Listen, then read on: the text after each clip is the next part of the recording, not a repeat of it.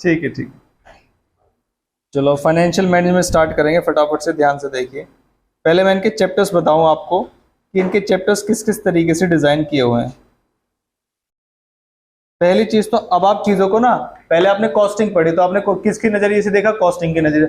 अब आप सारी चीजों को फाइनेंस के नजरिए से देखेंगे। जैसे मैं आपसे सिंपल क्वेश्चन पूछूंगा कि असेट्स अच्छी होती हैं लायबिलिटीज? हाँ, लायबिलिटीज या असेट्स? लायबिलिटीज अच्छी है, कारण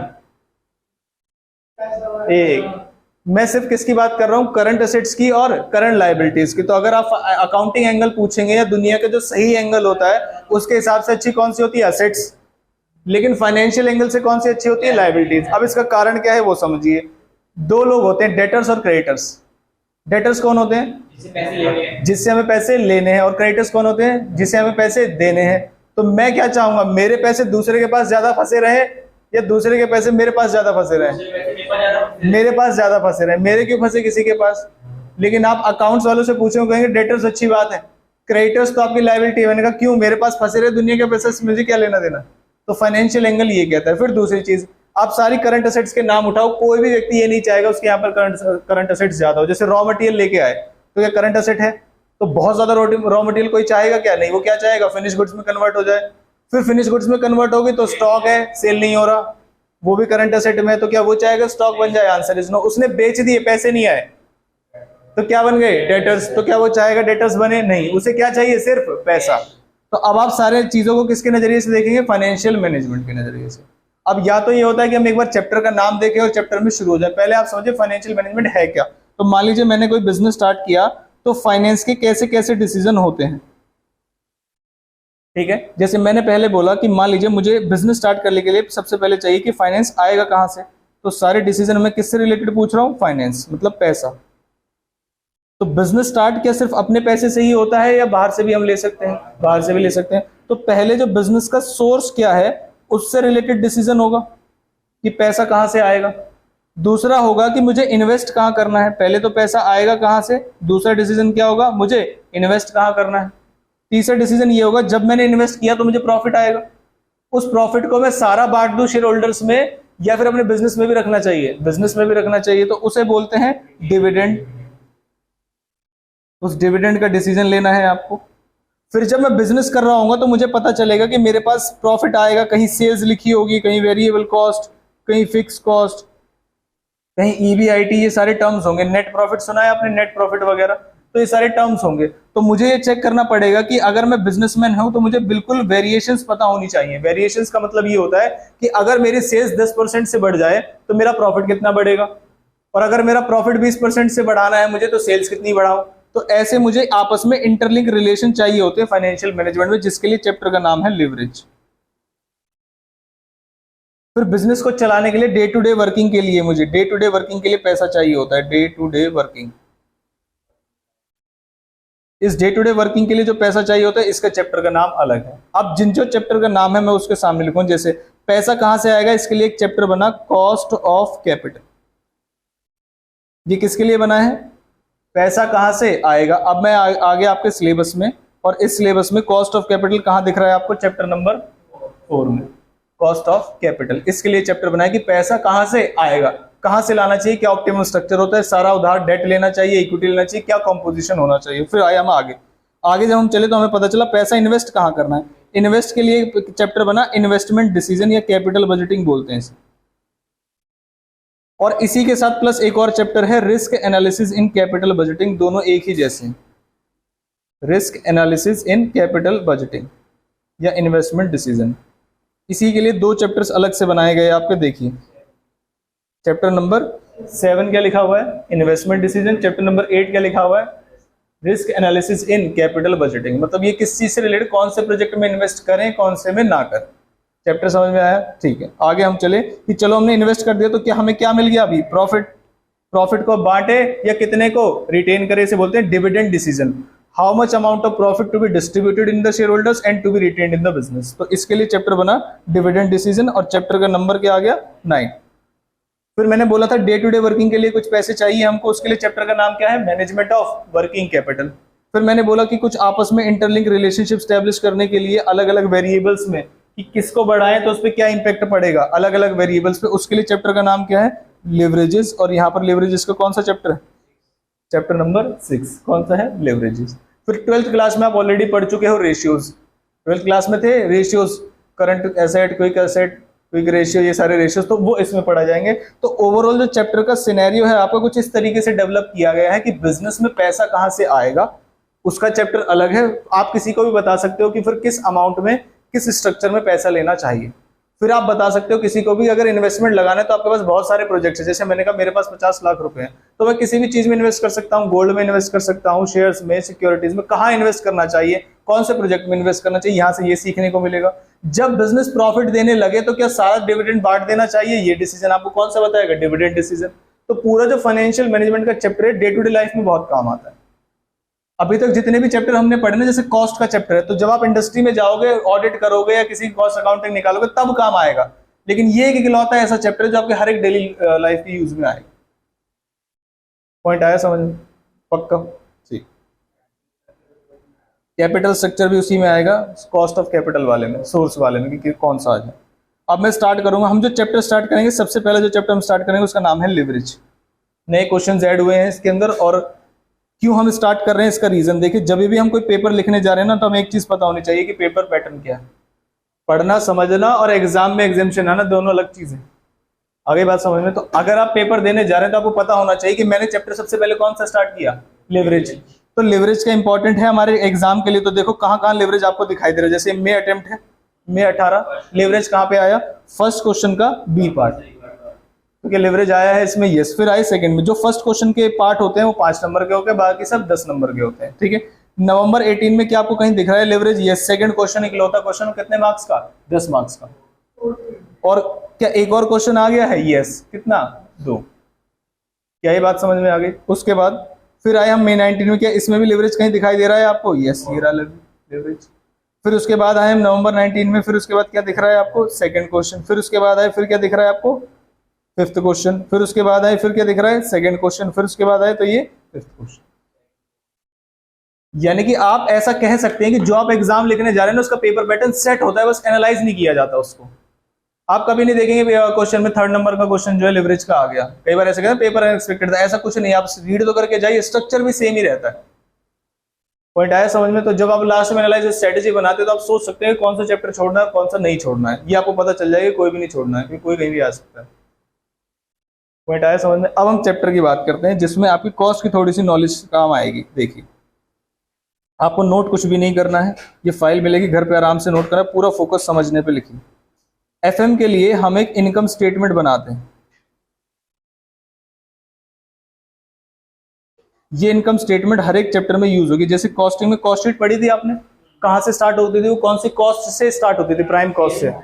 प्राइम कॉस्ट, उसके बाद वर्क्स कॉस्ट, उसके बाद factory cost of production, cost of goods sold, sale, इस तरीके से चलते थे, रॉ मटेरियल वगैरह डायरेक्ट एक्सपेंस ऐड करके। ऐसे ही अब वो हमारे काम की नहीं, अब हमारे काम की चीज क्या है, इनकम स्टेटमेंट, क्योंकि हम किसकी बात कर रहे हैं, अब पैसे की। पॉइंट आया समझ? तो सबसे पहले क्वेश्चन में आया, उन्होंने कहा आपकी जो भी इनकम स्टार्ट होगी वो कहां से स्टार्ट होगी, सेल्स। सेल्स से तो स्टार्ट होगी। फिर उसके बाद छोटा सा कॉन्सेप्ट यूज होगा आपका फाइनेंस कॉस्टिंग का, वेरिएबल कॉस्ट। जब मैं वेरिएबल कॉस्ट माइनस कर दूं और फिक्स कॉस्ट माइनस कर दूं तो क्या आ जाना चाहिए, प्रॉफिट। इसे बोलते हैं ऑपरेटिंग प्रॉफिट। यहां तक तो मुझे पता चलता है कॉस्टिंग में। इससे आगे की पिक्चर आपको फाइनेंशियल मैनेजमेंट समझाएगा। इसे बोलते हैं EBIT, earning before interest and tax. तो आपका बिजनेस कितना एफिशिएंट है और इनएफिशिएंट है वो यहां से पता चलता है, ऑपरेटिंग प्रॉफिट से। लेकिन ये जो पैसा बिजनेस में लगा हुआ है ये मालिक का खुद का नहीं है, इस प्रॉफिट में से बाहर वाले हिस्सेदार भी हैं। जैसे कॉस्टिंग में टैक्स आता था क्या कहीं पूरी कॉस्ट शीट में, लेकिन क्या बिजनेस में टैक्स जाता नहीं है, जाता है। तो वो कौन बताएंगे, वो फाइनेंस वाले बताएंगे। जैसे एक चैप्टर पढ़ा था रिकंसिलेशन, याद है रिकंसिलेशन। रिकंसिलेशन में इंटरेस्ट के एक्सपेंसेस नॉट रिकॉर्डेड इसमें, और यहाँ पर आएगा। तो अब सुनिए, जब मैं वेरिएबल कॉस्ट माइनस करता हूं तो इसमें एक ही कंसेप्ट यूज होता है कॉस्टिंग का, उसका नाम क्या है, याद है आपको थोड़ा बहुत, कंट्रीब्यूशन। कौन से चैप्टर में पढ़ा था ये, मार्जिनल कॉस्टिंग में। पीवी रेशियो याद है, पीवी रेशियो। पीवी रेशियो कैसे आता था, कंट्रीब्यूशन अपॉन सेल इनटू 100। तो यहां तक का तो हमें ऑलरेडी पता है कॉस्टिंग के अंदर। यहां से आगे की पिक्चर अब स्टार्ट हुई है। ईबीआईटी का फुल फॉर्म क्या बताया मैंने? Earning before interest and tax. Minus कर दिया, अभी अर्निंग बिफोर किस किस चीज को माइनस नहीं किया है? ना तो इंटरेस्ट को और ना ही टैक्स को। तो क्या माइनस कर दूं मैं? सबसे पहले इंटरेस्ट माइनस कर दूं, तो क्या आ जाएगा यहां पर? अब आ जाएगा अर्निंग बिफोर टैक्स, क्योंकि इंटरेस्ट तो गया। अब मैंने नेक्स्ट किया कि अब माइनस इसमें से क्या कर दूं? टैक्स। तो क्या अब बच जाएगा? Earning after tax. Leverage chapter यहां तक खत्म हो जाता है आपका। लिवरेज चैप्टर के लिए जो इनकम स्टेटमेंट है वो यहां तक खत्म हो जाती है। लेकिन मैं आपको फिर भी बता देता हूं कि और भी लोग हैं जो बिजनेस में पैसा लगाते हैं, जैसे कि क्या प्रेफरेंस शेयर होल्डर्स भी होते हैं। तो प्रेफरेंस शेयर होल्डर्स को जो डिविडेंड जाता है वो पहले जाता है, फिर जो net income available to equity share holder बच जाती है। नेट इनकम किसके लिए बचती है? Available to equity share holders. और फिर हम लास्ट में डिवाइड कर दें किससे? नंबर ऑफ इक्विटी शेयर्स से। तो क्या आ जाता है? ईपीएस। ये मैंने आगे तक का बता दिया आपको, स्टेटमेंट इससे आगे कभी नहीं बढ़ेगी एफएम में। हालांकि हमारे क्वेश्चन यहीं तक सॉल्व हो जाएंगे, ईबीटी तक, और कुछ केस में प्रेफरेंस डिविडेंड की बात आती। क्या इतनी बात समझ आई? अच्छा, हम चैप्टर कौन सा पढ़ रहे हैं? लिवरेज। लिवरेज का मतलब क्या मैंने आपको बताया कि लिवरेज का मतलब एक ऐसी चीज है कि आप अलग अलग वेरिएबल है क्या इस पूरी इनकम स्टेटमेंट में अलग अलग चीजें हैं। देखो प्रॉफिट ही कितने साथ हैं? एक ऑपरेटिंग प्रॉफिट है, ये प्रॉफिट है। ये एक अर्निंग बिफोर टैक्स है, ये भी एक तरीके का प्रॉफिट है। ये जो नेट इनकम आ रही है ये भी एक तरीके का प्रॉफिट है। फिर उसका रिलेशनशिप सेल्स के साथ क्या है? ईबीआईटी का रिलेशनशिप सेल्स के साथ क्या है? तो कभी भी मैं आपसे पूछूंगा कि मान लीजिए कि स्टेटमेंट लिखी हुई है, अगर 10% सेल्स बढ़ जाए तो इंपैक्ट क्या आएगा प्रॉफिट पे? तो आप क्या करोगे? सेल्स को 10% बढ़ाओगे, फिर उसके हिसाब से वेरिएबल कॉस्ट में चेंज करोगे और पूरी इनकम स्टेटमेंट बनाओगे और बता दोगे क्या इंपैक्ट आएगा। लेकिन ये कहते हैं हम एक फॉर्मूला देंगे आपको, उस फॉर्मूले में रखिए तुरंत आंसर आएगा, आपको इनकम स्टेटमेंट बनाने की जरूरत नहीं। तो पहले जो चैप्टर पढ़ रहे हैं उसका यूज पता होना चाहिए। यूज क्या है? उसका यूज क्या है कि हमारा जो बिजनेसमैन है, जो हमें फाइनेंशियल मैनेजमेंट एक्सपर्ट अपॉइंट करेगा, वो हमसे कोई भी क्वेश्चन पूछेगा, वो क्या कहेगा कि जरा बताना यार हमारी वेरिएबल कॉस्ट बढ़ गई है, इससे मेरे नेट इनकम जो नेट इनकम आएगी उस पर क्या फर्क पड़ेगा और बिजनेस के ऑपरेटिंग प्रॉफिट पे क्या फर्क पड़ेगा। तो आप क्या बोलोगे? रुक जाओ भाई साहब, बहुत मुश्किल काम है, 2 दिन लगेंगे मुझे पूरा एनालाइज करने में। फीस तो ऐसी बढ़ती है ना, 2 दिन लगेंगे भाई साहब पूरा ना। लेकिन आप क्या करोगे? फाइनेंशियल मैनेजमेंट का चैप्टर निकालोगे, लिवरेज, उसमें एक फॉर्मूला देखोगे और तुरंत आंसर बता दोगे। लेकिन ये क्लाइंट को ऐसे बताया जाता है? अच्छा, दोनों प्रॉफिट का चाहिए तुम्हें, दोनों प्रॉफिट में इंपैक्ट बताना है तो फिर बता देंगे, ठीक है। अब हम आगे कि इसे यूज कैसे करेंगे। तो लिवरेज 3 टाइप के होते हैं। एक लिवरेज जो होता है वो आपको डिफरेंस बताता है बिजनेस वाला, कि बिजनेस के वेरिएबल में क्या चेंजेस हैं। तो बिजनेस की पहली इनकम क्या थी बताओ? सेल्स थी। इनकम तो सेल्स थी। और प्रॉफिट पहला कौन सा था? ऑपरेटिंग प्रॉफिट, जिसे क्या बोलते थे? ईबीआईटी। तो उन्होंने कहा पहला जो हम लिवरेज बताएंगे आपको वो होगा ऑपरेटिंग लिवरेज। ऑपरेटिंग का मतलब जो बिजनेस को ऑपरेट करने के लिए चाहिए होता है। एफएम में बहुत सारे फॉर्मूलेज यूज होते हैं, बिना कंसेप्ट के याद करोगे तो हमेशा कंफ्यूज हो जाओगे। ये मैंने ऑपरेटिंग लिवरेज का मीनिंग क्या बताया पहले आपको, कि कौन सा वाला? ऑपरेटिंग इनकम और ऑपरेटिंग प्रॉफिट में जो रिलेशनशिप बताता है वो कौन सा होता है? Operating leverage. फिर दूसरा क्या होगा? Financial leverage. फाइनेंशियल लिवरेज का मतलब ये होता है कि जैसे ही एक बार आप ऑपरेटिंग प्रॉफिट तक पहुंच गए तो क्या आपको लोगों में फाइनेंस बांटने की जरूरत पड़ेगी? अब टैक्स वालों को टैक्स देना पड़ेगा, इंटरेस्ट वालों को इंटरेस्ट देना पड़ेगा।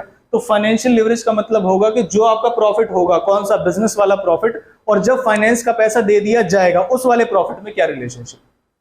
ऑपरेटिंग बताता है सेल्स और ईबीआईटी में, लेकिन फाइनेंशियल वाला किसका बताएगा? कि फाइनेंस का पैसा देने से पहले यानी बिजनेस का प्रॉफिट, और बाद देने के बाद क्या चेंजेस आए, उन दोनों में रिलेशनशिप कौन बताएगा? Financial leverage. फिर दोनों को अगर आप कंबाइंड कर देंगे तो वो कौन सा लिवरेज हो जाएगा? कंबाइंड।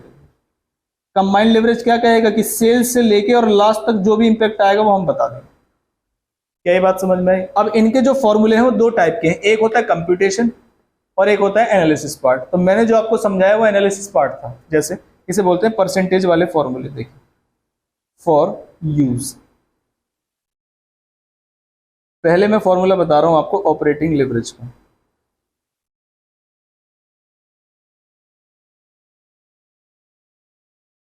क्या मैं शॉर्ट में लिख दूं अब? OL, इसे बोलते हैं डिग्री ऑफ ऑपरेटिंग लिवरेज।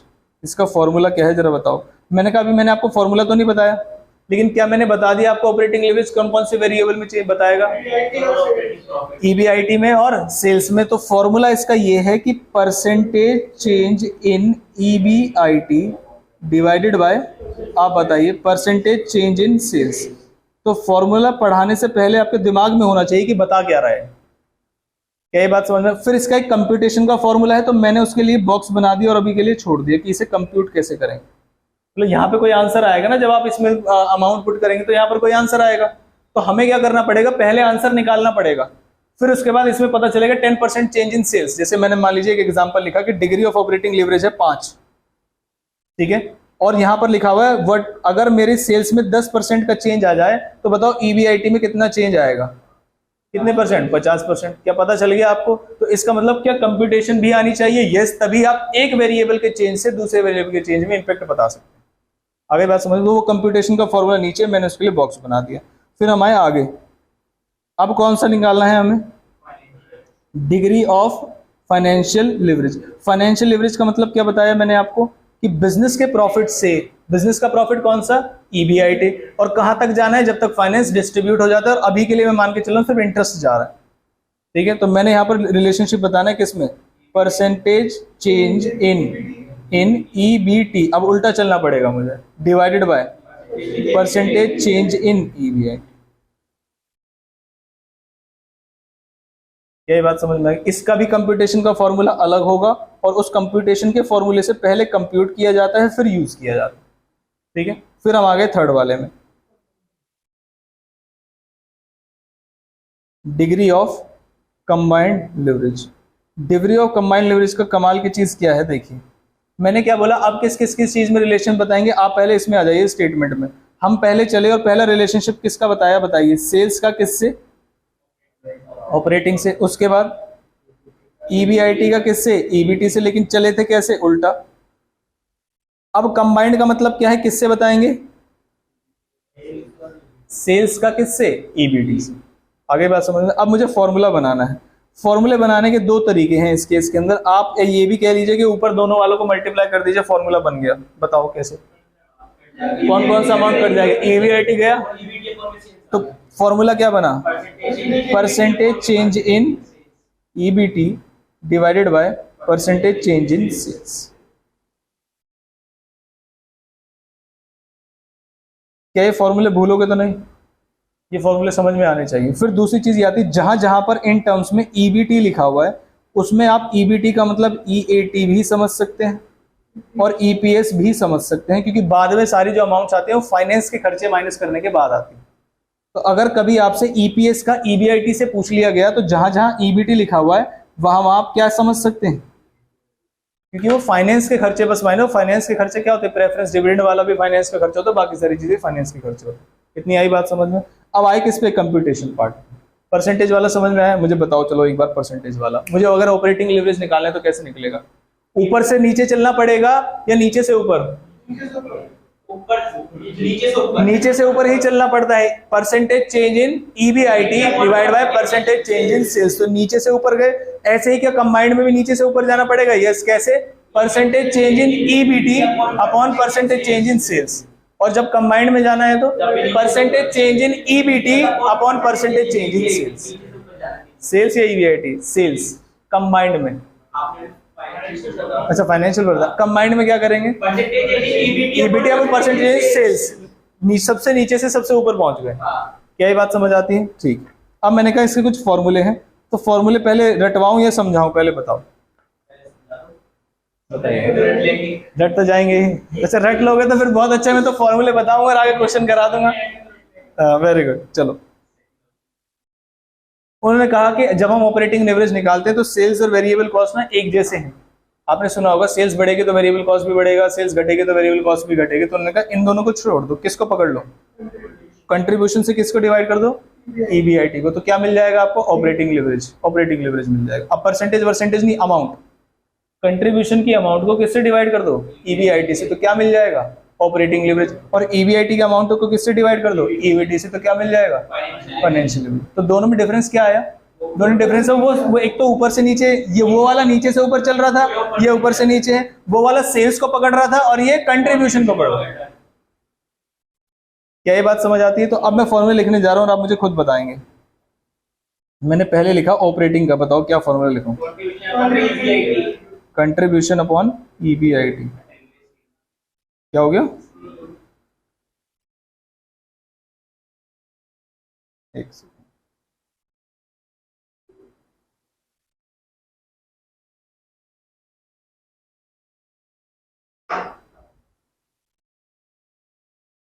अभी आ रहा है, देखो कंट्रीब्यूशन डिवाइडेड बाय,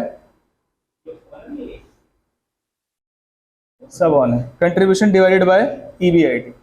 पॉइंट आया समझ में? इधर फाइनेंशियल लिवरेज में क्या करना है, ईबीआईटी अपॉन में ईबीटी। ठीक है, अब मैंने कहा दोनों को मल्टीप्लाई करो और फॉर्मूला बताओ। कंट्रीब्यूशन अपॉन ईबीटी, कैसे पता चला? दोनों को मल्टीप्लाई किया, ईबीआईटी उठ गया। परसेंटेज वाले में भी ईबीआईटी ही गया था, बली किसकी दी जाएगी? ईबीआईटी की, चाहे वो परसेंटेज वाला हो या कंप्यूटेशन वाला हो। तो मैंने फॉर्मूला यहां पर बनाया, कंट्रीब्यूशन अपॉन ईबीटी।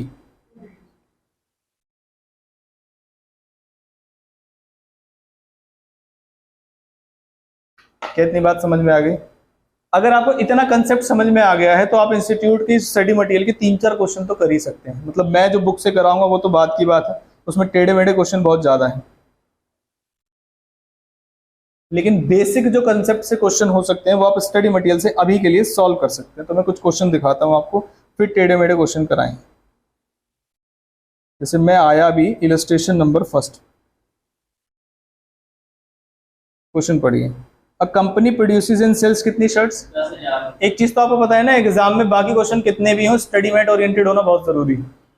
आप बाकी मैं आपको 50 क्वेश्चन कराऊंगा, 500 करना वो अलग बात है, लेकिन स्टडी मेट का एक आना चाहिए, पहली प्रायोरिटी ये। ठीक है, तो प्रोड्यूसेस एंड सेल्स कितनी शर्ट्स? तो 10,000 हमारी सेल्स हो गई यूनिट्स में। ठीक है, सेलिंग प्राइस कितना है? 500। वेरिएबल कॉस्ट कितनी है? 200। फिक्स कॉस्ट कितनी है? 25 लाख। आपसे क्या बोला है? Operating leverage. और if sales go up by 10% then compute the impact on EBIT. अब क्वेश्चन छोड़ दीजिए, क्वेश्चन को कंप्यूटेशन वाले पार्ट में मत जाइए, क्वेश्चन की रिक्वायरमेंट पढ़िए। क्वेश्चन क्या कर रहा है? If sales go up by 10% then change in EBIT. अभी मान लीजिए ऊपर वाला क्वेश्चन नहीं, क्योंकि बेसिक क्वेश्चन है तो आपको सारी चीजें बता रहा है कि पहले ऑपरेटिंग लिवरेज निकालो। मान लीजिए क्वेश्चन ने कुछ नहीं बताया कौन सा लिवरेज निकालो, आप बताएं कौन सा लिवरेज लगेगा। किस किस में रिलेशन पूछ रहा है? ईबीआईटी और सेल्स में। तो याद करो किस में आता था? ऑपरेटिंग में। ऐसे ही मेरे पास एक क्वेश्चन है, उसमें देखो दो, यहां से बताइए। पहले वाला पूछ रहा है bye what percentage will the taxable income. Taxable income का मतलब होता है ईबीटी, जिसपे टैक्स लगने वाला है। और किससे रिलेशन पूछ रहा है? ईबीआईटी से। तो कौन सा लिवरेज लगेगा? फाइनेंशियल। ये ऊपर वाले में किससे रिलेशन था? सेल्स का ईबीआईटी से, और दूसरे वाले में ईबीटी और ईबीआईटी में। फिर दूसरा यूजिंग द कंसेप्ट ऑफ, मैंने हटा दिया, बाय व्हाट परसेंटेज ईबीआईटी अगर सेल्स, तो ईबीआईटी और सेल्स ऑपरेटिंग। पॉइंट आया समझ में? फिर तीसरा by what percent will the taxable income increase if sales. तो टैक्सेबल इनकम मतलब ईबीटी और सेल्स का मतलब कंबाइन। क्या ये बात समझ आई? तो इसीलिए मैंने स्टडी मटेरियल को आधा छुपा दिया कि पहले पता होना चाहिए कौन सा लिवरेज निकाला है। हालांकि क्योंकि ये पहली इलस्ट्रेशन है तो इंस्टीट्यूट ने थोड़ा रहम दिखाया और बोला कि पहले ऑपरेटिंग लिवरेज निकाल लो, तो वही यूज होगा इसमें। पॉइंट आया समझ में? अब मुझे ऑपरेटिंग लिवरेज निकालना है, जरा ध्यान से देखिए। आपके पास सेल्स है, ये कौन सा illustration number? Illustration number first है। डायरेक्ट मत निकालो, सेल्स बताओ, सेल्स कितनी है? कितनी शर्ट्स थी? 10,000 शर्ट्स थी एट द रेट 500। कैलकुलेटर लाए हो? कैलकुलेटर, फाइनेंशियल मैनेजमेंट पढ़ रहे हैं हम। फाइनेंशियल मैनेजमेंट कितनी आएगी? 50 लाख। फिर हमने माइनस की इसमें से वेरिएबल कॉस्ट। 10,000 शर्ट्स हैं, किस रेट से हैं? 200 के रेट से 20 लाख। ये शॉर्टकट वाले जो है ना एग्जाम में ऐसे फंसते हैं नहीं। अब आ गए हम कंट्रीब्यूशन। ये कितना है? 30 लाख। कंट्रीब्यूशन आ गया 30 लाख। बाकी क्वेश्चन में क्या लिखा हुआ था? तो फिक्स कॉस्ट अगर क्वेश्चन में 25 लाख थी, 25 लाख, तो क्या आ जाएगा इससे? ईबीआईटी। क्या मुझे आगे जाने की जरूरत है क्वेश्चन में? नहीं। उसने क्या बोला था मेरे से? सिर्फ इतना इंपैक्ट बताना है जो ऑपरेटिंग वाला, तो मुझे चाहिए नहीं इंटरेस्ट वगैरह। अगर दिए भी हैं तब भी कोई यूज नहीं है। ये कितना आ गया? 5 लाख। अब मुझे इंपैक्ट बताने के लिए पहले कंप्यूट करना पड़ेगा या डायरेक्ट इंपैक्ट बता सकता हूँ? पहले कंप्यूट करना पड़ेगा। कंप्यूटेशन वाले में ऊपर से नीचे चलते थे या नीचे से ऊपर? कंप्यूटेशन वाले में ऊपर से नीचे चलते थे कंप्यूटेशन, और इंपैक्ट दिखाने के लिए नीचे से ऊपर। तो अभी हम चलेंगे ऊपर से नीचे, मतलब क्या? Contribution upon EBIT. तो मैंने निकाला है degree of operating leverage is equal to contribution upon EBIT. हमेशा फॉर्मूला लिख के लिखें, कंट्रीब्यूशन कितना? 30 लाख 5 लाख और 5 लाख। तो डायरेक्ट आंसर आ गया आपका 6 आ गया। ठीक है, अब यहां से मुझे डिग्री ऑफ ऑपरेटिंग लिवरेज पता चल गया 6। अब मुझे इसका यूज करना है। यूज कैसे करेंगे? तो हम फिर से फॉर्मूला लिखेंगे किसका? डिग्री ऑफ ऑपरेटिंग लिवरेज का। लेकिन इस बार कौन सा फॉर्मूला लिखेंगे? चेंज वाला, परसेंटेज चेंज इन अपॉन में percentage change in sales, percentage change in sales. मुझे एक चीज पता है 6, मुझे कौन से चीज का पूछा था और कौन सा गिवन है? उसने कहा सेल्स 10% से बढ़ जाए तो इसका मतलब किस में चेंज दिया हुआ है? सेल्स में। तो मैंने नीचे लिखा कि कितने परसेंट चेंज है। ध्यान रखना, परसेंटेज मैं सिर्फ दिखाने के लिए लगा रहा हूं, यूज नहीं करनी कैलकुलेटर पे। अगर आप परसेंटेज दबा देंगे तो परेशानी आ जाएगी। तो कहो तो मैं परसेंटेज यहां से हटा ही दूं, 10% है, ठीक है। तो ये आ जाएगा परसेंटेज चेंज इन EBIT। तो डायरेक्ट आ जाएगा इसका percentage change in EBIT is equal to कितने परसेंट? 7। ये बात समझ में? जहां जिस बच्चे ने परसेंटेज लगा के यूज कर दिया वो गया। क्योंकि कितने परसेंट आ जाएगा? 6 का 10% कितना आ जाएगा? 0.6। तो वो गड़बड़ हो जाएगी। आपको सिर्फ मल्टीप्लाई करके बताना है। मल्टीपल्स, मल्टीपल्स का मतलब समझ रहे हो? 1% change in sales represents 6% change in. इस फॉर्मूले का मतलब समझ रहे हो आप? 6 का मतलब क्या है कि अगर सेल्स में 1% चेंज होता है तो EBIT में 6 गुना चेंज, मतलब 6% हो जाएगा। तो अगर 2% चेंज हुआ तो 12%, 5% चेंज हुआ तो 30% और 10% चेंज हुआ तो 60%। क्या ये बात समझ में? लिवरेज कह रहा है ये, लिवरेज ये चीज कह रहा है। तो हमारे पास आंसर आया कितने परसेंट? 60%। अब ये पता चले कि पहले से EBIT बढ़ेगा या कम होगा। तो क्वेश्चन देखिए, सेल्स बढ़ा रहा था या कम कर रहा था? Sales increase by, sales are up by 10%। अब का मतलब बढ़ रही है, तो EBIT भी क्या होगा? बढ़ेगा। तो मेरा EBIT था कितना? 5 लाख का EBIT है, कितने से बढ़ जाएगा? 60। तो हम यहां पर लिख रहे हैं impact on EBIT। Impact on EBIT is equal to 5 lakh और कितने परसेंट से बढ़ेगा? Plus 60% of 5 lakh. कितना आ जाएगा ये? 8 लाख। इम्पैक्ट समझ में आया आपको? 5 लाख और ये आ गया आपका 8 लाख। यहां तक कोई परेशानी नहीं? कौन सा पॉइंट दोबारा बता दूं, जल्दी से बताइए। अब याद है, ठीक। यहां तक आ गए हम। और इन्होंने क्या बताया है? 60%। हालांकि देखो, खुद ही इन्होंने बताया नहीं है कि इम्पैक्ट क्या होगा EBIT में, लेकिन आप मत लिख के आइए नया वाला EBIT, तो मार्क्स काट लेंगे। इन्होंने देखो क्वेश्चन में अलग से पूछा है ना, परसेंटेज बोलो और इम्पैक्ट पे बताओ। तो इम्पैक्ट का मतलब क्या है? EBIT will also increase by 10%, 60%। और बताओ फिर कितनी हो जाएगी। पॉइंट आया समझ? ठीक। फिर आया इलस्ट्रेशन नंबर 2। कैलकुलेट हमसे क्या कराना चाह रहे हैं वो? Operating leverage for each 4 firms. मुझे ऑपरेटिंग लिवरेज के लिए कहां तक की इनकम स्टेटमेंट बनानी है? EBIT तक, बस बात खत्म। तो ऑपरेटिंग लिवरेज निकल जाएगा। कौन कौन सी फर्म्स हैं? ABCD from the following data. देखो मेरे पास सेल्स प्राइस है, उसके बाद वेरिएबल कॉस्ट है, उसके बाद फिक्स कॉस्ट है और उसके बाद यूनिट्स है। तो क्या ये क्वेश्चन आप खुद से भी कर लेंगे? यूनिट्स को मल्टीप्लाई करेंगे सेलिंग प्राइस से, सेल्स आ जाएगा। फिर उसे माइनस करेंगे वेरिएबल कॉस्ट से, तो कंट्रीब्यूशन आ जाएगा। फिर उसके बाद फिक्स कॉस्ट माइनस करेंगे तो EBIT। मुझे आप A का बताइए कितना आएगा, बाकी आप फिर होमवर्क से कर लेंगे। 5000 यूनिट्स हैं, सेलिंग प्राइस आपके सामने है।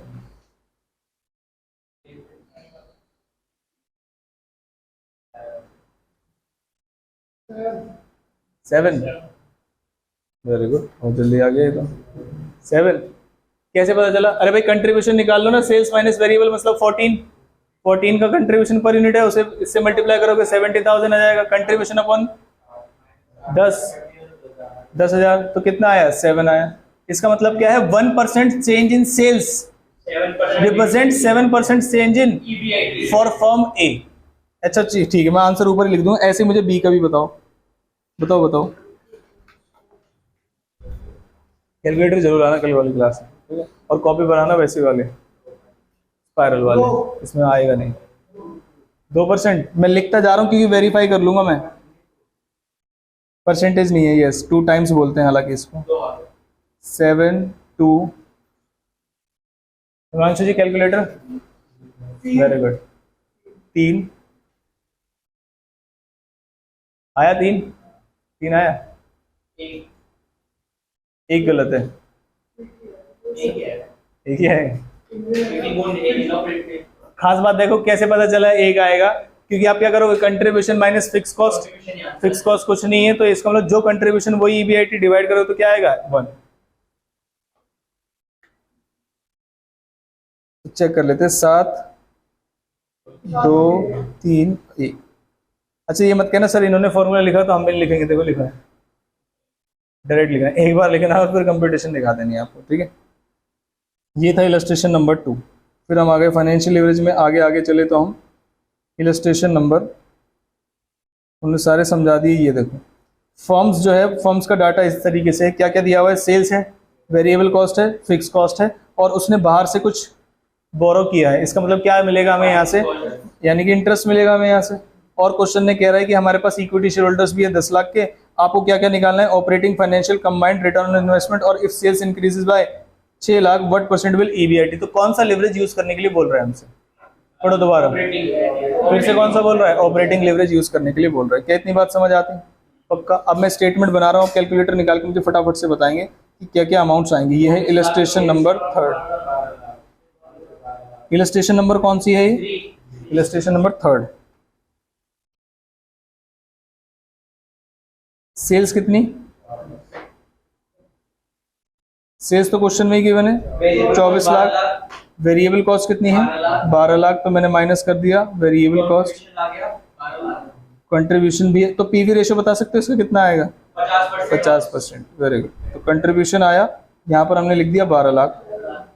उसके बाद फिक्स कॉस्ट कितनी है 10 लाख। क्या मुझे इससे आगे जाने की जरूरत है? आंसर इज यस, क्वेश्चन ने बोला है फाइनेंशियल लिवरेज निकालने के लिए भी। फिर माइनस आया इंटरेस्ट। इंटरेस्ट कैसे आया वो नहीं समझ आया मुझे। ये देखिए 10 लाख का ब्याज लिया है, तो उधार लिया है 10%, तो कितना आया 1 लाख। तो इंटरेस्ट हमने माइनस कर दिया कितना 1 लाख, ये हो गया 2 लाख। तो क्या आ गया फिर ये ईबीटी आ गया कितना 1 लाख। अगर क्वेश्चन में टैक्स रेट वगैरह है तो वो भी मेरे काम के हैं। क्वेश्चन में क्या टैक्स रेट है, मेरे लिवरेजेस तो यहाँ से कंप्यूट हो जाएंगे, लेकिन क्वेश्चन ने एक बात बोल दी क्या, रिटर्न ऑन इन्वेस्टमेंट। तो दो तरीके से रिटर्न ऑन इन्वेस्टमेंट होती है कि लास्ट में चले जाओ कि कितना पैसा आपने कमाया और इक्विटी शेयर होल्डर्स को कितना मिल रहा है। दो तरीके की रिटर्न ऑन इन्वेस्टमेंट होती है। पहली नेट इनकम देख लो और इक्विटी वालों का टोटल पैसा कितना है उसे डिवाइड कर दो। दूसरा रिटर्न ऑन इन्वेस्टमेंट होती है कि कंपनी में टोटल कैपिटल एम्प्लॉयड दी हुई है और उससे ऑपरेटिंग प्रॉफिट का निकाल लो, मतलब ईबीआईटी का निकाल लो। तो दोनों तरीके से आपकी रिटर्न ऑन इन्वेस्टमेंट निकल सकती है। तो हमने निकाला यहाँ पर, कहाँ तक पहुंच गए हम, टैक्स रेट कितना है 50%, और कुछ इसके अंदर है नहीं, तो हम आ गए इधर। टैक्स कितना है एट द रेट 50%, यानी ये कितना आ गया 50,000। मैंने अभी सिर्फ यहाँ पर लिख रहा हूँ नेट इनकम कितना आएगा, अभी ईपीएस मत निकालना, ईपीएस के लिए उसने बोला नहीं है। ये कितना आ गया 50,000। अब मैं सारे लिवरेजेस कंप्यूट करना स्टार्ट करता हूँ, ठीक है। अमाउंट आपके सामने देख लिया आपने सारी अमाउंट्स। पहली कौन सी लिवरेज निकालें, ऑपरेटिंग लिवरेज। कितना आएगा, कंट्रीब्यूशन अपॉन ईबीआईटी। क्या डायरेक्ट लिख दूं इस बार, कंट्रीब्यूशन अमाउंट कितना है 12 लाख डिवाइडेड बाय 2 लाख, तो 12 लाख डिवाइडेड बाय 2 लाख 6 आया। 6 का मतलब समझाओ पहले मुझे इसका। वाह, 1% change in sale represents 6% change in EBIT. Either it will increase और डिक्रीज। अगर डिक्रीज करोगे 1% चेंज इन सेल्स करोगे तो 6% से डिक्रीज हो जाएगा, ठीक है। उसके बाद ये तो पहला वाला हिस्सा था। फिर उसने हमसे पूछा है financial, degree of financial leverage 2 lakh divided by. अच्छा, जब हम डिग्री निकाल रहे होते हैं तो सीधा जाते हैं उल्टा, सीधा। तो पहले तो हम सीधा चले कंट्रीब्यूशन से ईबीआईटी, अब किसकी तरफ चलेंगे, ईबीआईटी से ईबीटी की तरफ। ये इसका एरो है, तो ईबीआईटी 2 लाख और ईबीटी 1 लाख।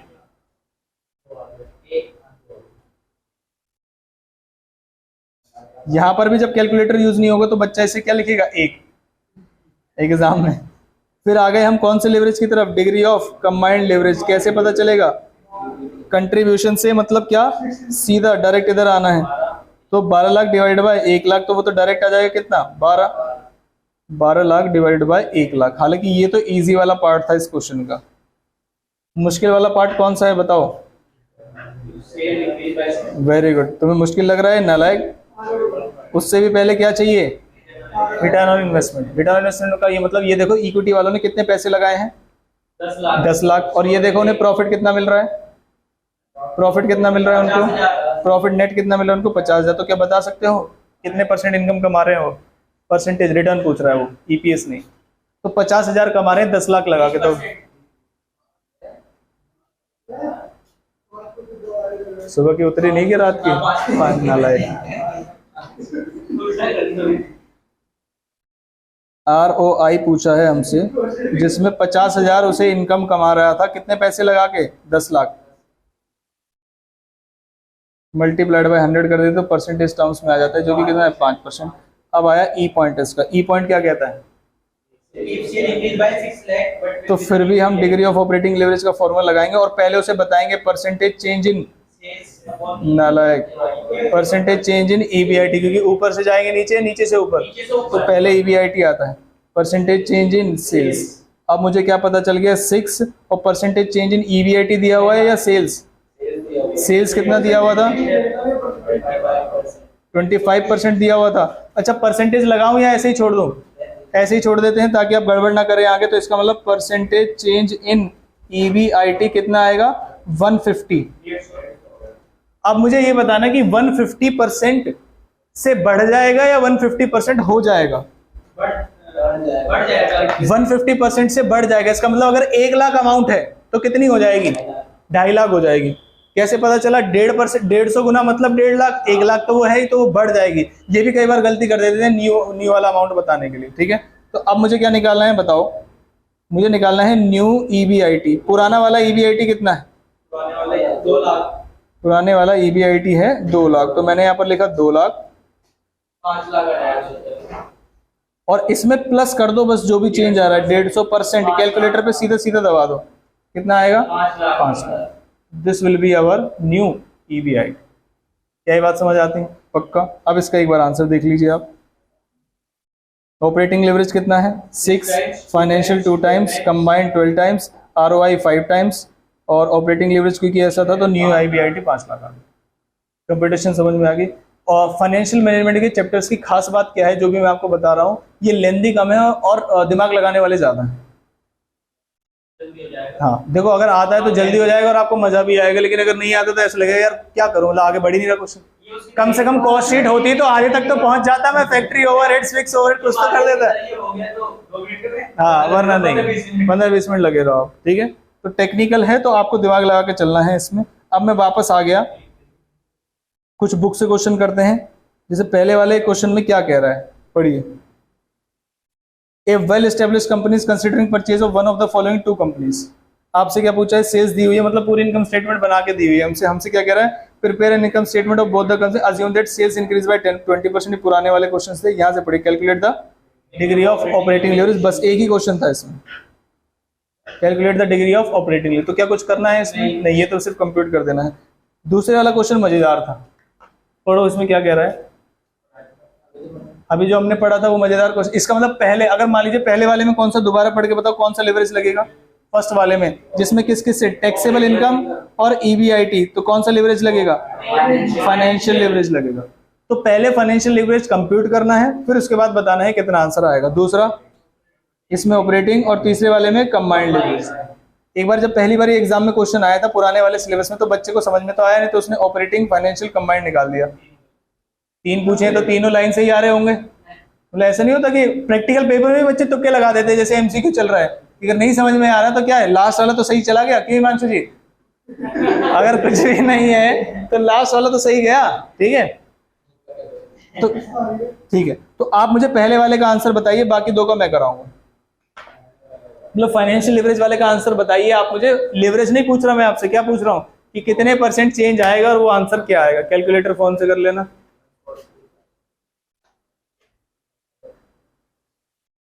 जब तक मैं पूछ के कर रहा हूं तब तक आसान है, ये ध्यान रखना है। लेवरेज निकालना भी, अप्लाई करना भी, परसेंटेज भी, सब आसान है। अभी थोड़ा सा स्टॉपेज आएगी।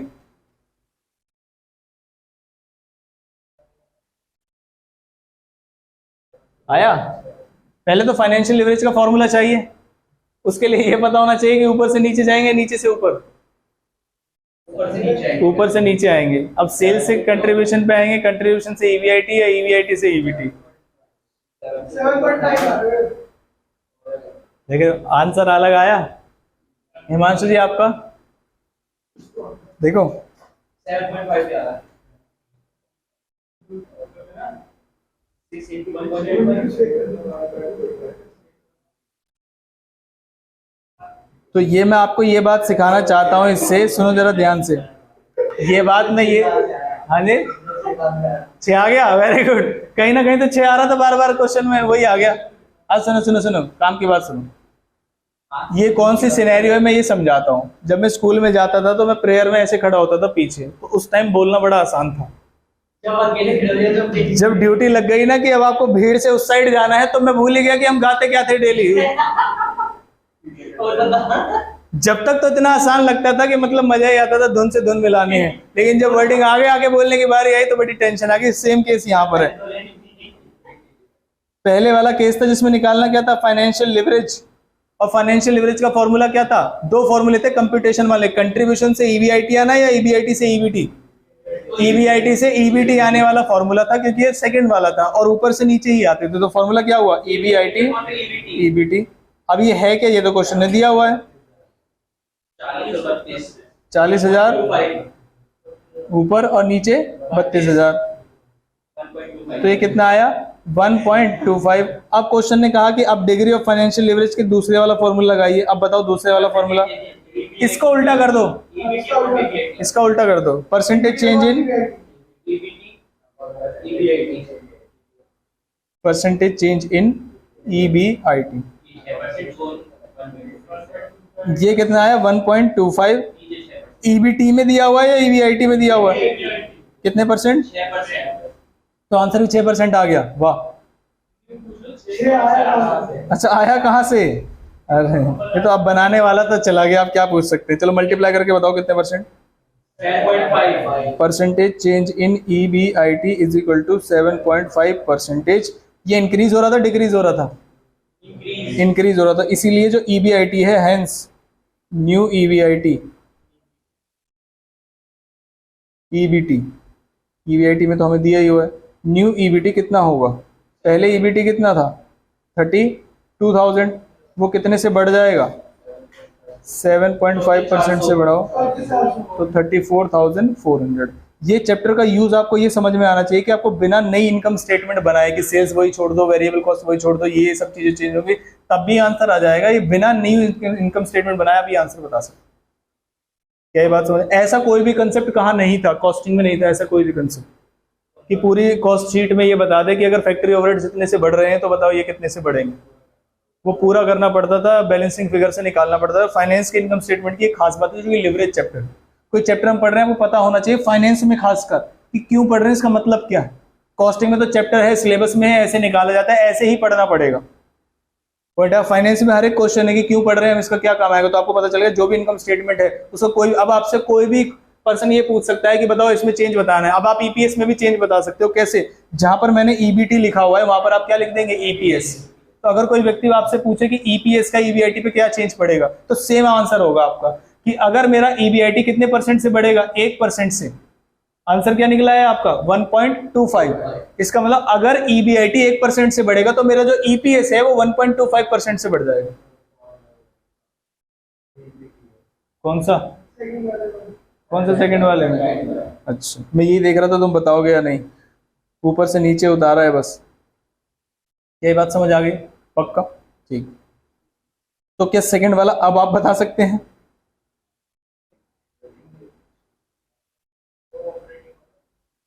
ये वाला आंसर क्या अब आप बता सकते हैं? अब मैं कुछ नहीं बताऊंगा क्या फॉर्मूला था और क्या था।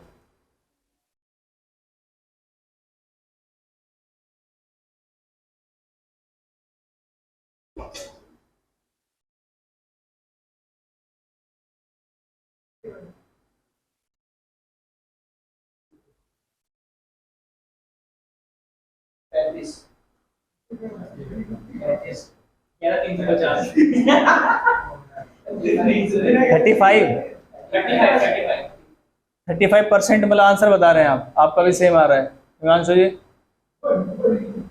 7.4 हिमांशु जी कह रहे हैं पहले ये बताओ 10% कैसे आया। उसके बाद रूट लगा दिया होगा। पहले ये बताओ आपने कौन सा लिवरेज यूज किया। ऑपरेटिंग का मतलब कंट्रीब्यूशन अपॉन ईबीआईटी। क्वेश्चन में कंट्रीब्यूशन कितना है 140, उससे डिवाइड करना है कितने से 40 से, 3.5 तो ये कितना आया 3.5।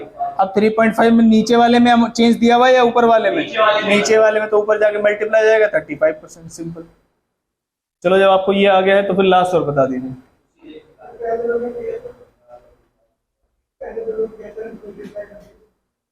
कोई नहीं, 26.25। एक सेकेंड, 2.5 262 होता है वो 26.25। तो आपका कंबाइंड लेवरेज आया कितना 26.25 कंट्रीब्यूशन अपॉन ईबीटी 4.375। अब कितने परसेंट चेंज था 6। क्या ये नीचे वाले में ही चेंज है या ऊपर वाले में? ये नीचे वाले में चेंज है तो सीधा ऊपर मल्टीप्लाई चलेगा, अदरवाइज इधर चेंज करना पड़ता है, ये ध्यान रखना। ठीक, तो ये था आपका question number 7। Second, verify the result का मतलब वो कह रहे हैं इनकम स्टेटमेंट बना के इसे सत्यापित कीजिए। पहले जो पुराना सिलेबस था तब ऐसे क्वेश्चन आते थे, ठीक है, अब सिर्फ एनालिटिकल क्वेश्चन आते हैं।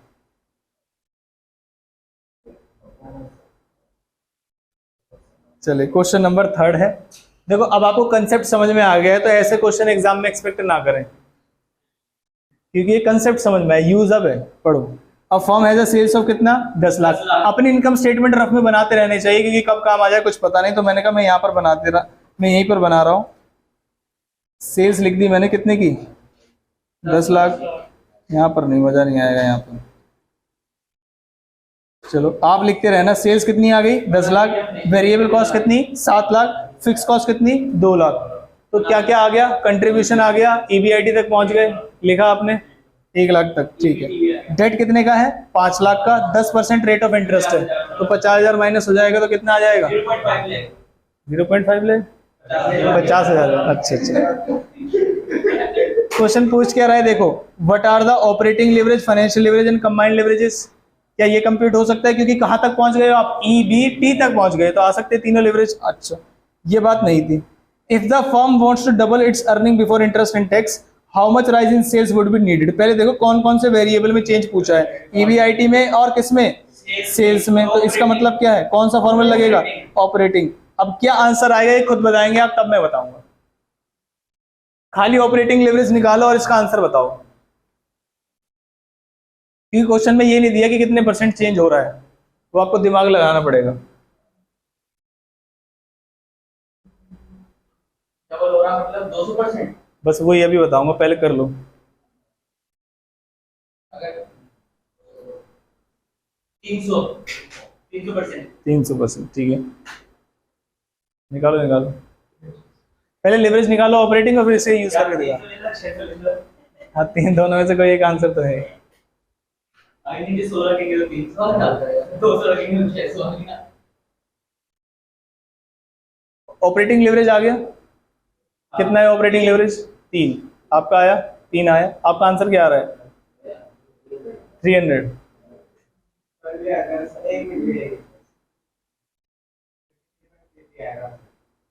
पहले मुझे निकालना है डिग्री ऑफ ऑपरेटिंग लेवरेज, इसका फॉर्मूला है कंट्रीब्यूशन अपॉन ईबीआईटी। तो आप मुझे बताइए कितना है ये 3 लाख डिवाइडेड बाय 1 लाख, और ये आ गया आपका 3। अब मुझे इसका दूसरा फॉर्मूला निकालना पड़ेगा, जिसका नाम क्या है, मतलब जो इम्पैक्ट वाला फॉर्मूला है, percentage change in EBIT upon percentage change in sales. Question में क्या कह रहा है, क्वेश्चन ने कहा है if the firm wants to double its earning before interest and tax. इसका मतलब ईबीआईटी को क्या करना चाहते हैं डबल, तो चेंज किस में दिया है ईबीआईटी में, डबल करना चाहते हैं, और पूछे उसके लिए हमें सेल्स में कितने चेंज करना पड़ेगा परसेंटेज बेसिस पे। तो डबल का मतलब कितने परसेंट चेंज होता है 100%। यही तो परेशानी होती है सर। उसने अब लिवरेज में नहीं फंसाया आपको, मैथ्स में फंसा दिया। अगर मेरी तनख्वाह 5,000 रुपए है और वो डबल हो गई है, तो इसका मतलब कितनी हो गई है 10,000। तो कितने परसेंट बढ़ी 100%, क्योंकि 100% तो पहले थी ना। 90% बच्चे से 200% से करके आए होंगे, और बाकी के 10% या तो 100% है तो ये आंसर है, 200% है तो ये आंसर, ठीक है। तो 3 is equal to percentage change in EBIT, sorry EBIT में दिया हुआ है ना, हाँ ऊपर आएगा 100 और divided by percentage change in sales. अब ये उधर चला जाएगा और ये इधर चला जाएगा और आ जाएगा 33.33%। अब भाई साहब ना तो आया आपका, ना तो 300 आया ना 600 आया, नीचे ले लिया पॉइंट आया सब। तो किस वेरिएबल में चेंज है ये भी देख लेना, ऊपर वाले में या नीचे वाले में। यही मत कहना सर आपने तो आसान आसान वाले कर लिए, जिसमें नीचे वाला चेंज था आप तो सीधा मल्टीप्लाई कर देते थे, हमारे बार में आपने ऊपर वाले में दे दिया। नहीं,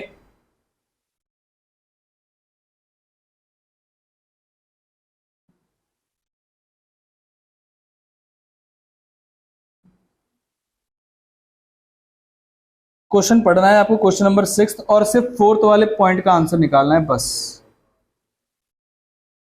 पहले मुझे बताइए कौन सा लेवरेज यूज होगा, फिर से कौन सा लेवरेज यूज होगा, ऑपरेटिंग लेवरेज। तो ऑपरेटिंग लेवरेज निकालिए और इसका आंसर बताइए जल्दी से।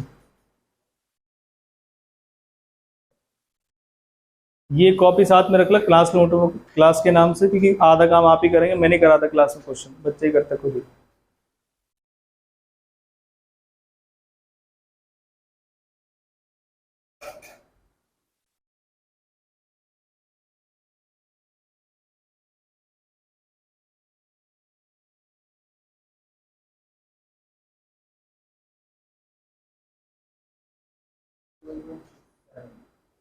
फोर्टी 41.67। अभी देखो सारे आंसर अलग अलग आएंगे। न्यू EBIT बता रहे हो या परसेंटेज? 41.67। अभी देखो अलग आंसर आएगा, जल्दी से बताओ भाई, निराश मत करना मुझे सेम आंसर बता के।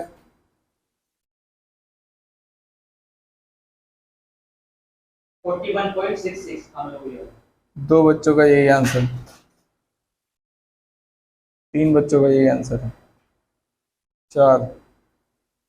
हिमांशु जी कुछ वेरिएशन करिए फटाफट से, सेम आंसर अच्छा नहीं लग रहा है, फोन से कर लो। पहले आपने ऑपरेटिंग लेवरेज निकाला, कितना आया? 1.25। और इस बार सेल्स में चेंज है या किस में चेंज है? सेल्स में चेंज है, 25 लाख डाउन जा रही है। तो if the sales drop to 50 lakh, अभी सेल्स कितनी है? 75 लाख। तो पहली चीज तो ये है, पहले तो ये बताओ कितने परसेंट चेंज आया? 1/3, 1/3% चेंज आया। तो पहला इसमें चैलेंज था कि कितने परसेंट चेंज, तो ये तो आपको पता चल गया कि 33.33% चेंज आया। तो 33.33% ऊपर आएगा या नीचे? नीचे, वो उधर जाएगा तो मल्टीप्लाई हो जाएगा, तो कितना आंसर आएगा? 41.67। न्यू EBIT मतलब प्लस कर देंगे ना उसमें, हाँ जो माइनस ड्रॉप है ना तो माइनस कर देंगे। तो कितना आ रहा है? पहले EBIT कितना था आपका? पहले EBIT कितना था? 24 लाख में से माइनस कर दीजिए 41.67%। अप्रोक्स मान लीजिए 14 लाख आएगा। क्या इतनी बात समझ आ गई या कराऊं इसको? जल्दी से बताओ। आ गया? तो जो क्वेश्चन मैं कराता जा रहा हूं उसे मैं ग्रीन से मार्क करता जा रहा हूं कि वो आप करेंगे। क्वेश्चन नंबर 1 इलस्ट्रेशन तो है ही, 3 इलस्ट्रेशन, वो PDF मिल जाएगा आपको। सेकंड, थर्ड भी करना है आपको, 6th का 4th पॉइंट करना है आपको।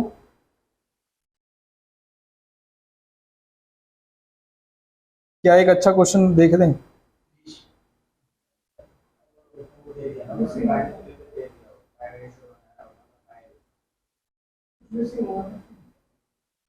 आपको फ्रॉम द फॉलोइंग इन्फॉर्मेशन क्या करनी है? ABC की इनकम स्टेटमेंट बनानी है बस। आपने वो चीजें दे दी, कुछ चीजें मिसिंग होती है और कुछ एडिशनल इंफॉर्मेशन होती है, निकालते हैं, याद है आपको? तो जो बच्चा एक ही बता देगा इनकम स्टेटमेंट, उसे पक्का एक चॉकलेट। आज वाली तो मैं हैंड टू हैंड दूंगा सर, हैंड टू हैंड। जिसने एक ही इनकम स्टेटमेंट बना दी अभी चॉकलेट दूंगा, अभी क्लास रोक के पहले चॉकलेट लाऊंगा मैं। और जिसने गलत बनाई वो 2 देगा मुझे, और जिसने नहीं बनाई वो 3। ये तो गलत बात है। चलो आपके वाला पार्ट हटा दिया मैंने, मैं दूंगा पक्का जिसने बना दी जल्दी से।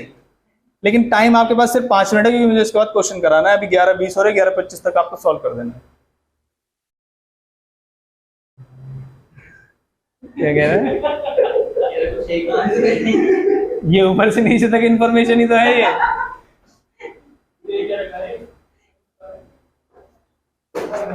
देखो ये ऐसे क्वेश्चन है जो एग्जाम में, हमने तो खैर वैरायटी डाली हुई है क्वेश्चंस की, स्टडी मेट में नहीं मिलेगा लेकिन सीधा एग्जाम में मिलेगा।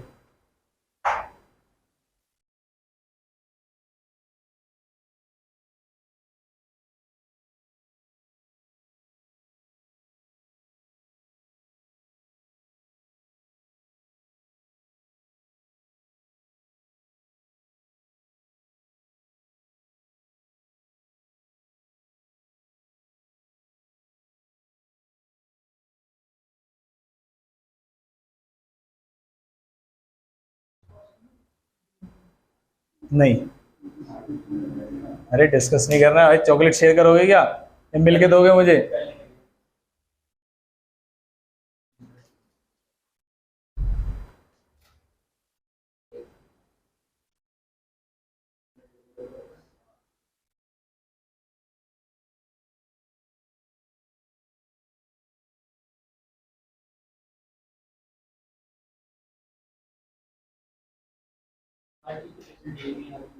एज्यूम करना है कभी इसमें जो होगा तो इनकम स्टेटमेंट परसेंटेज में कहाँ से बन सकती है? नहीं, सब अमाउंट में आएगा सब। भाई साहब आपने लिवरेज वाइज, हाँ जी, फिर तो ये 50% आ रहा है। सब हो गया सब, बस दो रह गए। नहीं,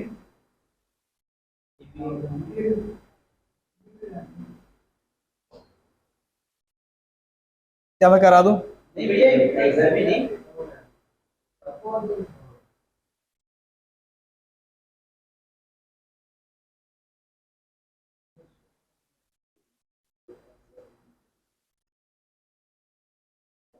परसेंटेज में आ गए।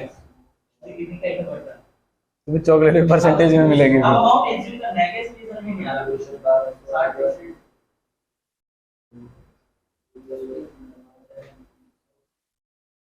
आगे आपका पूरी बन गई, आपकी भी बन गई पूरी।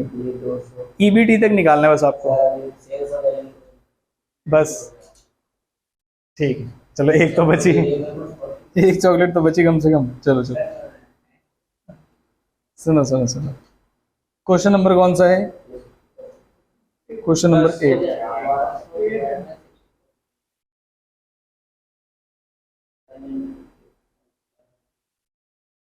देखो कंसेप्ट आना और कंसेप्ट को अप्लाई करना है दोनों अलग चीजें, एप्लीकेशन बेस्ड क्वेश्चन है। बनिए, अरे नालायक हो तुम तो नालायक दुष्ट निकले, चॉकलेट के चक्कर में क्वेश्चन ही सॉल्व कर दिया। अब सुनो जरा ध्यान से, सबसे पहले जब भी कोई इनकम स्टेटमेंट बनाते हैं तो हम कहते हैं पहले हम इनकम स्टेटमेंट बना के छोड़ देंगे, अमाउंट आती जाएगी और हम फिल करते जाएंगे। पहले सेल्स लिखा, फिर वेरिएबल कॉस्ट लिखा, फिर क्या आ गया? कंट्रीब्यूशन, फिर माइनस किया क्या? फिक्स कॉस्ट, तो क्या आ गया? ईबीआईटी, फिर माइनस क्या करेंगे? इंटरेस्ट, तो क्या आ जाएगा? ईबीटी। और हमें कहाँ तक पहुंचना है? ईबीटी, क्योंकि टैक्स रेट क्वेश्चन में गिवन है इसलिए टैक्स भी हम माइनस कर सकते हैं। और कहाँ तक पहुंच जाएंगे? ईएटी तक। ये हमारी इनकम स्टेटमेंट बन जाएगी। पॉइंट आया समझ में? अब जो जो क्वेश्चन में इंफॉर्मेशन गिवन है, टेक्निक बताता हूं मैं आपको। इंटरेस्ट, जैसे एक चीज गिवन है आपको, क्या क्वेश्चन में इंटरेस्ट गिवन है, कितने का अमाउंट में? ये रहा इंटरेस्ट, कितना? 200। तो पहले हम इसको पुट कर सकते हैं कहाँ पर? इसी में। इंटरेस्ट मेरे पास कितना है? यहाँ पर इंटरेस्ट है मेरे पास 200। अब आपके पास एडिशनल इन्फॉर्मेशन में क्या गिवन हुआ है? तो आपने देखा एडिशनल इन्फॉर्मेशन में मुझे दो लिवरेजेस गिवन है, एक तो फाइनेंशियल और एक ऑपरेटिंग। तो पहली चीज ये देखो, जो अमाउंट मुझे गिवन है उसका कौन से लिवरेज में यूज आता है? फाइनेंशियल में या ऑपरेटिंग में? कौन से में? फाइनेंशियल में। तो हम आए वापस, मैंने पहले फॉर्मूला लिखा कंप्यूटेशन वाला फाइनेंशियल लिवरेज का, degree of financial leverage is equal to EBIT upon EBT. EBIT upon EBT. क्या मैं ईबीटी को एक्सपेंड कर दूं तो माइनस इंटरेस्ट करके लिख सकता हूं? वो मुझे फाइनेंशियल लिवरेज क्वेश्चन में गिवन है, कितना है? 3:1। तो मैंने 3 लिख दिया यहाँ पर, डिवाइडेड बाय क्या? ईबीआईटी मुझे पता है? नहीं पता। क्या ईबीआईटी मुझे पता है? नहीं पता। लेकिन क्या वेरिएबल वही है? -200। तो अब इसको कैसे सॉल्व करेंगे? 3 ईबीआईटी -600। कई बार यहाँ पर गलती क्या होती है, 3 ईबीआईटी -200 लिख देते हैं, दोनों जगह मल्टीप्लाई होगा, ध्यान रखना। इज इक्वल टू EBIT यानी एक EBIT। 2 BIT माइनस 600 तो अब इधर उधर करके डायरेक्ट EBIT निकाला हमने, तो कितना आ जाएगा 300 आ गया हमारा EBIT। तो यहाँ से मुझे पता चल गया कि मेरे पास EBIT आ जाएगा 300। तो मैंने EBIT को EBIT की जगह पुट कर दिया। कहाँ है EBIT, ये रहा। अगर ये 300 है तो नीचे का EBIT तो नीचे वाला कितना आ जाएगा 100 से। और टैक्स रेट क्वेश्चन में कितना है 45%, तो 55 आ गया। तो टैक्स रेट क्वेश्चन में ये रहा 45%। तो हम आ गए इधर 45% माइनस करिए 45 तो कितना आ जाएगा 45। तो नीचे कितना बचेगा 55। अब बचे ऊपर वाली बात। अब ऊपर वाली बात के लिए मेरे पास क्या है ऑपरेटिंग लेवरेज। तो मैं पहले ऑपरेटिंग लेवरेज यूज कर लेता हूँ। ऑपरेटिंग लेवरेज में दो चीजें यूज होती हैं, दो वेरिएबल, कंट्रीब्यूशन अपॉन EBIT। मेरे पास ऑपरेटिंग लेवरेज है और EBIT है, तो क्या निकल जाएगा कंट्रीब्यूशन। तो मैंने यहां से निकाला degree of combined leverage is equal to, sorry operating leverage. Formula क्या लगाएंगे बताओ, कंट्रीब्यूशन अपॉन EBIT। कितना है ऑपरेटिंग लेवरेज 4 मैंने इधर लिख दिया। कंट्रीब्यूशन कितना है मुझे नहीं पता, लेकिन EBIT अभी निकाला है मैंने कितना 300। 1200 आ गया कंट्रीब्यूशन। तो इधर से मेरा कंट्रीब्यूशन आ गया है 1200। इस कंट्रीब्यूशन को मैंने कहाँ पुट कर दिया ऊपर। कहाँ है कंट्रीब्यूशन, ये रहा। कितना आया 1200। अब ये 1200 है, इसका मतलब क्या है कि 1200 में से कुछ अमाउंट माइनस की गई तो 300 आया। तो क्या अमाउंट माइनस की गई 900। दो जगह बैलेंसिंग फिगर आया है, एक तो यहाँ पर आया है बैलेंसिंग फिगर और एक कहाँ पर आया था बताओ 100। बैलेंसिंग फिगर दो जगह है, बाकी सब हम कंप्यूट कर रहे हैं। अब मेरे पास एक ही चीज रह गई, क्या, ये दो अमाउंट्स रह गई हैं जिसके लिए उसके लिए भी मुझे हिंट दिया हुआ है क्वेश्चन ने। Variable cost as percentage of sales कितनी है 40%। हालांकि यहाँ PV रेशियो देना चाहिए था, उन्होंने इजी कर दिया क्वेश्चन को। 40% वेरिएबल कॉस्ट है सेल्स का। तो ध्यान से समझना कि अगर सेल्स जो है कितने परसेंट है 100%, तो वेरिएबल कॉस्ट कितना है 40, ये कितना है 60। तो मैं इसे डायरेक्ट 60 से डिवाइड कर दूं तो कितना आ जाएगा 2000, और ये कितना बच जाएगा 800। ये भी क्या है बैलेंसिंग फिगर। ये बन गई आपकी इनकम स्टेटमेंट। क्वेश्चन मजेदार है या नहीं। तो क्या जो बाकी की इनकम स्टेटमेंट है वो मैं आपको घर के लिए दे सकता हूं। ऑलमोस्ट सभी में सेम ही है और सेम ही पैटर्न लगेगा, लेकिन आगे जब आओगे तो ध्यान रखना, अगर मान लीजिए ऑपरेटिंग लीवरेज आपसे क्वेश्चन सॉल्व कराना चाहता है, वो आपको फिक्स कॉस्ट देगा, क्योंकि फिक्स कॉस्ट से पहले क्या आता है कंट्रीब्यूशन, और फिक्स कॉस्ट के बाद क्या आता है EBIT। ऐसे ही जब आपको फाइनेंशियल लीवरेज से क्वेश्चन सॉल्व कराना होगा तो वो इंटरेस्ट देगा, क्योंकि इंटरेस्ट से पहले क्या आता है EBIT और इंटरेस्ट के बाद क्या आता है EBT। क्या ये बात समझ आती है पक्का, ठीक। तो ये था हमारा क्वेश्चन नंबर 8 जिसे आप सॉल्व करेंगे। और मैंने किससे मार्क करने के लिए बोला था, ठीक। मजा आएगा आपको कौन सा क्वेश्चन करने में, क्योंकि इन दोनों क्वेश्चन का पैटर्न अलग है। हो सकता है ऊपर से एक तरीके से सॉल्व हो जाए, एक कौन से लेवरेज से सॉल्व होगा और दूसरा किससे होगा ऑपरेट। मैं कराऊं या आप ट्राई करेंगे, ट्राई कर लोगे, घर पे ट्राई कर लोगे आराम से। तो ये क्वेश्चन नंबर 9 जो है वो आपका होमवर्क है, आप घर पे ट्राई करेंगे। ये भी आपका होमवर्क है, ये भी आप घर पे ट्राई करेंगे। सारे क्वेश्चन में सॉल्व कराता जाऊंगा तो आपका FM बहुत आसान लगती जाएगी कि बहुत आसान है, लेकिन आपसे नहीं होगा वो। आप पहले खुद ट्राई करिए, कंसेप्ट आपको समझ में आ गए, पैटर्न आपको पता है, आप ट्राई करें, नहीं आएगा तो फिर मैं सॉल्व कराऊंगा सारे क्वेश्चन, ठीक है।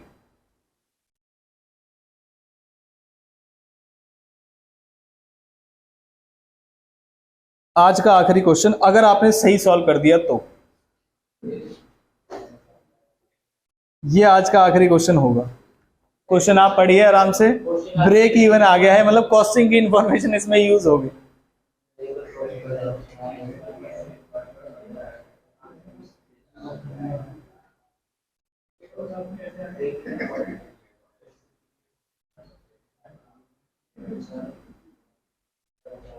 करो सॉल्व करो भाई जल्दी।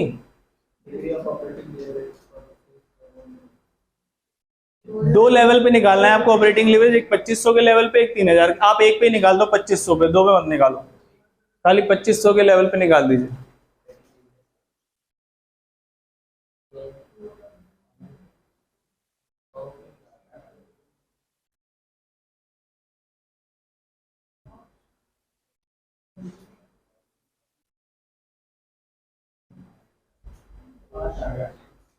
पांच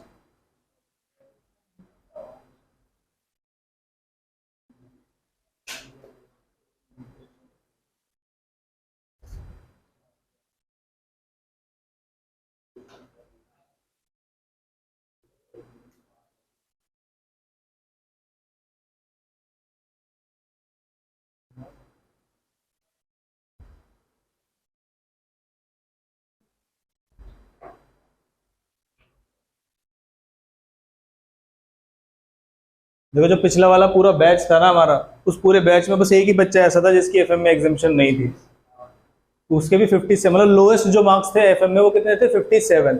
उसके इसलिए थे क्योंकि उसके उसमें एडवांस अकाउंट्स में एग्जामिशन थी, तो वो कह रहा दो दो में लाके क्या करूंगा। तो लोएस्ट मार्क्स 57 था। आपको इसको चैलेंज नहीं करना है, आपको चैलेंज किसको करना है, हाईएस्ट को, कि 70 प्लस जाए, 80 प्लस जाए। ठीक है 2500 पे 5, हाँ खाली 2500 पे निकालना है। आया नहीं आया क्योंकि इसमें कॉस्टिंग का यूज हो गया, मैराथन दिक्कत दे जाएगा 5। आप बताइए ब्रेक इवन पॉइंट का फॉर्मूला बता दूं आपको, fix cost divide by contribution per unit, पता है वो, उससे यूज किया था फिक्स कॉस्ट। हाँ उसका यूज होगा ना, तभी तो यूनिट्स दी हुई है ना आपको, ब्रेक इवन 2000 यूनिट्स, उसका एक फॉर्मूला है, उससे आपको एक कॉस्ट निकल के आ जाएगी। आपने लगाया ये, वेरी गुड। वो कह रहा है क्योंकि हम लेवरेज पढ़ रहे हैं, कॉस्टिंग तो मैं भूल गया, किताबें भी बेच दी मैंने तो कबाड़ी को, तो अब यूज कहाँ से होगा भाई साहब, कॉस्टिंग और एफएम एक जैसे हैं।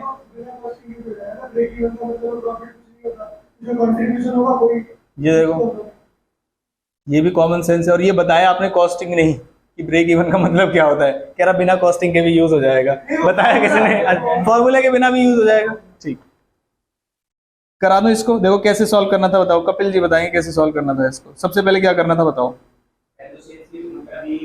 पहले बीईपी वाला फॉर्मूला लगाना था हमें, बीईपी इन यूनिट्स वाला, break even point in units is equal to क्या होता है, कंट्रीब्यूशन, नालायक बता रहा है, धुन में बता रहा है, खुद का सही करके, fix cost divided by contribution per unit क्यों लिखा है, पीवी रेशियो क्यों नहीं लिखा हिमांशु जी, क्योंकि वो कैसे है यूनिट्स में।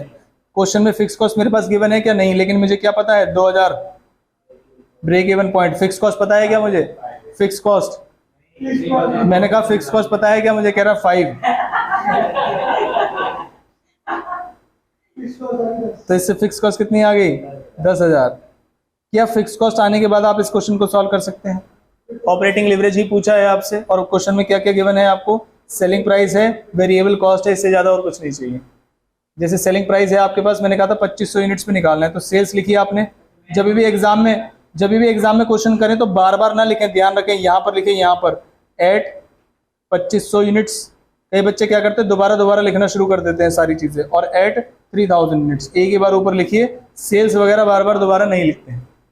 सेल्स आएगी सबसे पहले, सेलिंग प्राइस कितना था, सेलिंग प्राइस क्वेश्चन में कितना है 14, तो बताइए फटाफट से अमाउंट मल्टीप्लाई करके कितनी आएगी 35,000, और दूसरे वाले में 42,000।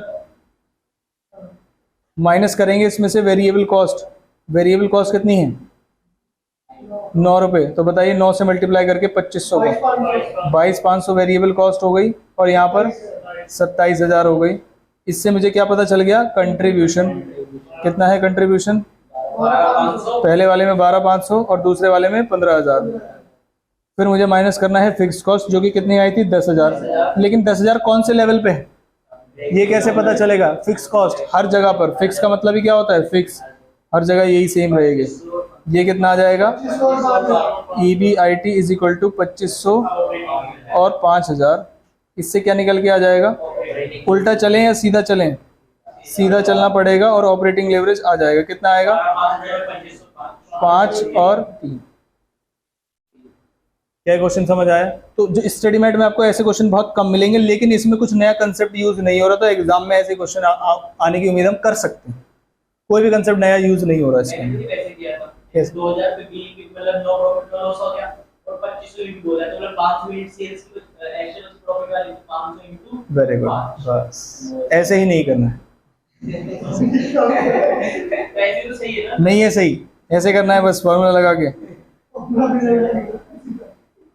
क्योंकि ये क्वेश्चन सभी बच्चों से सही नहीं हुआ। तो क्वेश्चन नंबर 13 आज का आखिरी क्वेश्चन, आज का पक्का आखिरी क्वेश्चन। लेकिन अगर आप नहीं कर पाए तो चलो आज का पक्का आखिरी क्वेश्चन, आप कर पाए तब भी, नहीं कर पाए तब भी। इस बार देखो जरा खास बात क्या है, calculate the percentage change in EPS if sales is 5%। तो सेल्स और EBT में जो चेंज था वही EBT, AAT और EPS में था, ध्यान रखना। नीचे अगर सेल्स की जगह EBIT लिख दे तो कौन सा फॉर्मूला लगाते हैं, फाइनेंस का। क्या ये बात समझे? तो पहले मुझे क्या निकालना पड़ेगा? कंबाइंड लेवरेज, और कंबाइंड लेवरेज के लिए क्या चाहिए? Contribution upon EBT. वो इस क्वेश्चन से निकलेगा, जरा निकालो। वो है ना, जब दिमाग में क्लिक करेगा तभी तो।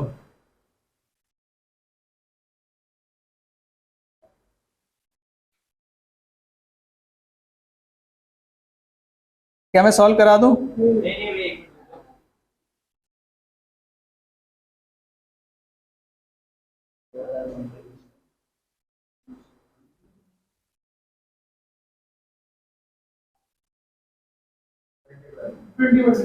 ट्वेंटी परसेंट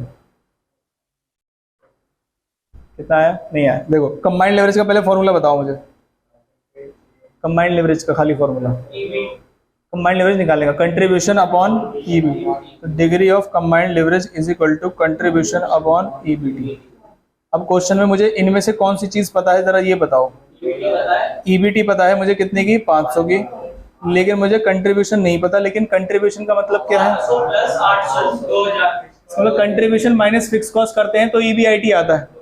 तो इसका मतलब हम अलग से दोनों को ऐड कर दें तो क्या आ जाएगा आपका? कंट्रीब्यूशन कितना आएगा? 2000। अब ये मत कहना ये समझ में नहीं आया था, ये तो आ गया समझ में। तो क्या आएगा ये?